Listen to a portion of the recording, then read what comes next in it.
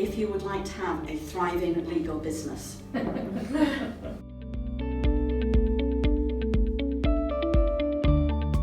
I would also like you to raise your hands if you would like to serve more clients profitably.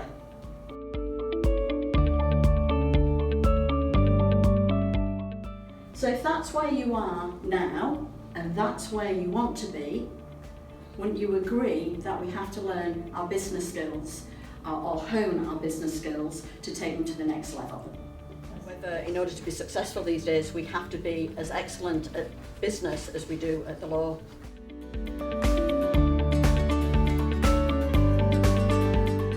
You may be here today because starting out on your own, striking out on your own, is a bit daunting.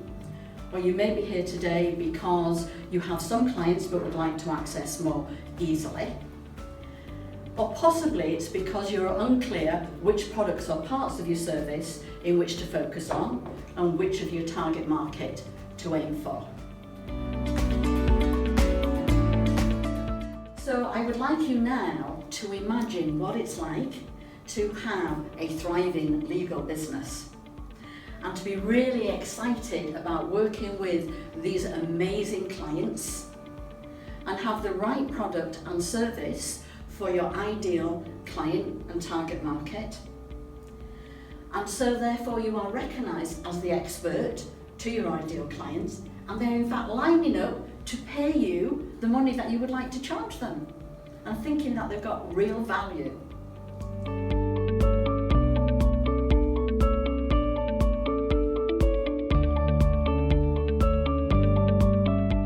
So what we are selling is our experience of our topic and that we are capable problem solving, but do put personal information on because they want to get to know, like and trust you. Well, in surveys the clients tell us, whether that's so in real life, in surveys what they want is value for money and cost transparency. 2/3 of organisations delivering legal services were not law firms, and that was in 2013. So there was around 11,000, there's around now 9,000 to 9,500.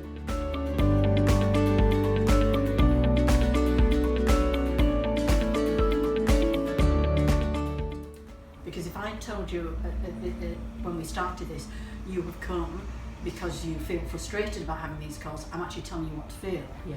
But if I soften that language and say perhaps this is your experience too, then it's more empathic language that we're using. So it's going to take practice.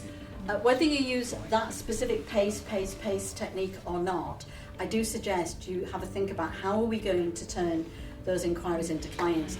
What you get asked time and time again. So you're going to find out what's going to work, what's not going to work. How much time, so what marketing activity am I going to do in week 1, week 2, week 3, week 4? And when we get to looking at LinkedIn, theirs is a lot more intensive, but what I want you to do is have some habits that you do on a weekly or a daily basis.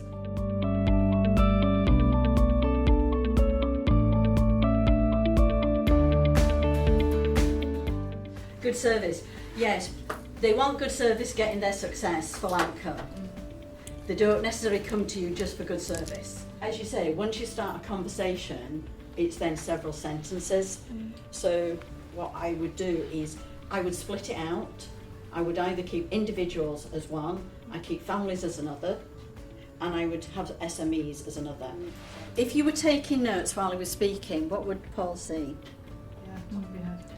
So when you see somebody's top of the head, do you feel that they're listening to you? We think we're demonstrating because we're taking notes.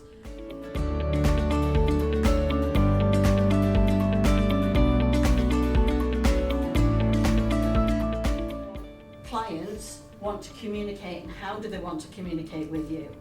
And that's why we got into describing who our ideal client is. So it's a question of tailoring your communication process to that. Because if it's about getting to know, like or trust, how many lawyers do commercial property? But how many lawyers called Claire, who is this kind of person, does commercial property? So it's a way of differentiating ourselves.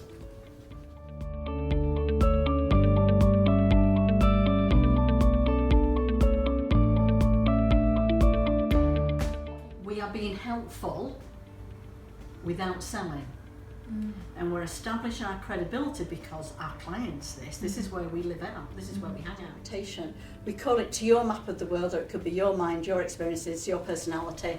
It's just a shorthand way of saying that you have a whole different experience. Clients, something we do every day, day in, day out. Is that not true? And that's why feedback is really important, because that tells me the impact that communication had, and then I can change it to get the impact I really want.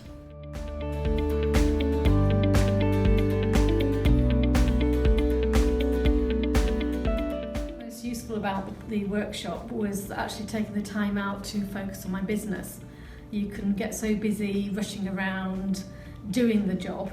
It's actually taking that step back and actually reviewing where you are, where you want to be, and looking at the vision that you want your company to represent. I'd highly recommend the course. It's different, it's very practical. It's actually focused on lawyers, because a lot of courses that you go on aren't focused towards lawyers, and you really look at your niche and what you need to get there.